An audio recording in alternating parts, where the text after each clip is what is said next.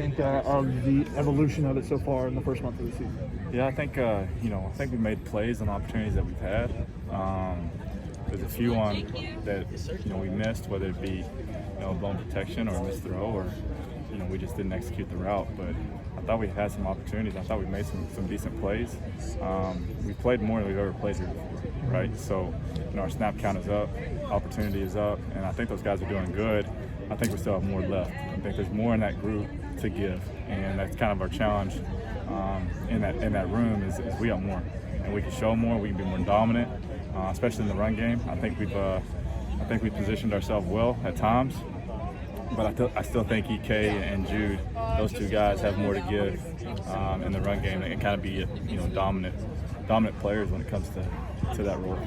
You talk about the snap count and increasing. What went into that? What went into that decision as a coaching staff to use the tight ends more and in different ways? Yeah. Splitting out two guys and doing different things. Right. I think just the fact that all of them are versatile. Even EK and Jude, to an extent, can run decent routes. Jude's pretty fast and can stretch the field. And EK is a pretty savvy player, so even putting them out there in space can create some mismatches. And then you look at Epps and Trigg and what they're doing right now, especially from a split-out position, is creating mismatches all over the field. We're running with linebackers that really can't cover those two dudes, and so I'm trying to create those mismatches, create those opportunities for those guys down the field, because I think that's what makes a big influence for those guys with what we do offensively, is throwing the ball down the field to those guys because they're big bodies. Yeah, Michael Trigg obviously getting some extra opportunities this last week. How is he developing, and how is his role kind of changing as the season has progressed? I think he's getting better and better. And that just comes with, obviously, he's learning the system, he's getting more confident in the system and his role, starting to learn the details and being confident with the details, not just like, okay, I have an out route. Okay, what does that out route look versus this coverage? What does that out route look versus this leverage? All that other stuff. He's just confident now that he knows what he's doing. I think during camp, he made a bunch of special plays, but his head was spinning a million miles per hour just because he's still trying to learn the system. Now it's kind of slowed down for him, and now that he's caught a couple balls, I can just see his confidence just keep going up and up. And I think he's going to be a pretty special player as long as he keeps his head on his shoulders and keeps grinding. He works extremely hard. A guy that was raw to football, but was just what you told him, he just soaked in. And I think he's a very extremely confident guy just to begin with. But like I said, as soon as he gets on the field, it's almost like a flip switches, and anybody that's lined up next to him, he's trying to kill. And that's what I love about it. And so I think you'll just see his role increase more, and I think you'll see more plays made by him. Can you get him to put his mouthpiece in? It seems like he's playing without the mouthpiece a lot. I've noticed that. I've been in the box, and all I can see is this little green thing dangling off his face mask the whole time. And so we'll have a talk about that and see if we can get that fixed. Graham was talking about the week of practice Trigg had last week. Was there a time or a moment you noticed in practice you're like, okay, he's going to play more this week?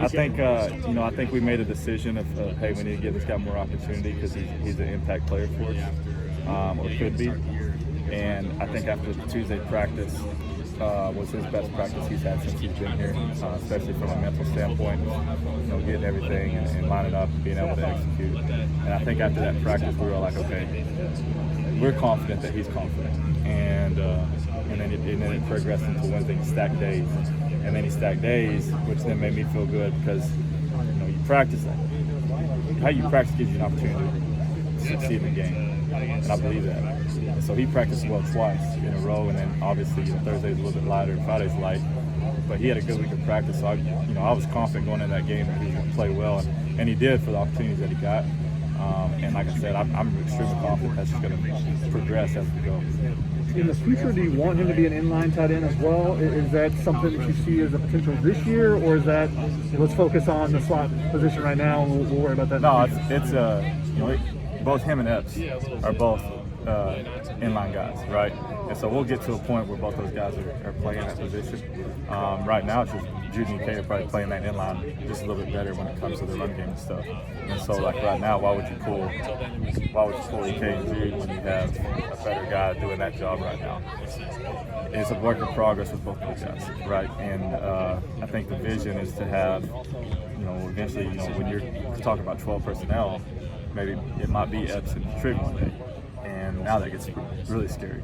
You know, if they can get to a point where they're consistently doing well in the run game, then you put those two monsters out there, now what are you going to do, right? So I'm excited about the future of those guys. How was Trig handling it when he wasn't getting a lot of looks early in the season? It's good. Very, you know, there was a couple times. I remember against San Jose State, we put him in at the very end. We were trying to get him a touch. They flipped the coverage on us, so we had to flip the play. We actually told him in the huddle, like, hey, we're gonna throw this ball to you. They flipped the coverage, so we had to flip the play. The ball ended up going to EK. The most excited player on the field was Trig, right? Same thing happened against Washington State. We get him in, try to get him a touch. The ball goes to man-jack on a big post throw. He's the first one down there and the most excited about it. So that's Trig. Trig loves his teammates, Trig loves his team, and Trig just loves to play, regardless. Now, I think just like any kid, if you believe in yourself, you believe you should be out in the field, right? But I think he trusted the process, and like I said, like last week was probably his best week. Returned it on the day, and like I said, I think his confidence is going to get better and better, and I think his play is going to go up and up. I thought last week was probably your guys' best week in the run blocking area as a group. I mean, the running game was pretty good for the limited touches that you had. Total, how do you build on that, and what areas are you still looking for improvement in that area? You know, I think it's starting to, like you said, it's getting better, right? From game one to now, and like you said, I agree with you. Early in that game, we were running the ball better than we've ever run the ball this whole season. Unfortunately, we got in a hole, and we had to kind of get away from the run game and start throwing it just to try to catch up. I think if that game's closer, you're looking at another 150, 160-yard night. And I think that's just we stay with who we are, all right. Just because we had a bad game against Washington State, we couldn't handle the movement very well. All right, we went and corrected some things. Stay with the details, stay with our technique, stay with our scheme, and believe in it, and get these kids to believe in it, and eventually it's going to pop, right? It's just like, it reminds me like the first couple of days with Coach McGuire here in the spring and the fall. It was like, when we installed that run game stuff, it didn't look great. And you could tell Coach Helton was like, hey, what's going on here? And then after about practice 8, okay, it looks right. And I think it's going to be the same way through the season. Obviously, there's some adversity right now. We got to battle and overcome. But if those guys continue to stay and believe in us, and believe in the scheme, and believe in getting better every day, then we'll get better in Sunday. There's been one or two times where receivers are going one way, quarterback's throwing the opposite way. Epps had that third down where he breaks kind of on a post and Keaton throws it up the hash. What is it going to take for everyone to get on the same page? It seems like there's one or two plays each week where someone's going just a little bit off, and that's messing up the play total.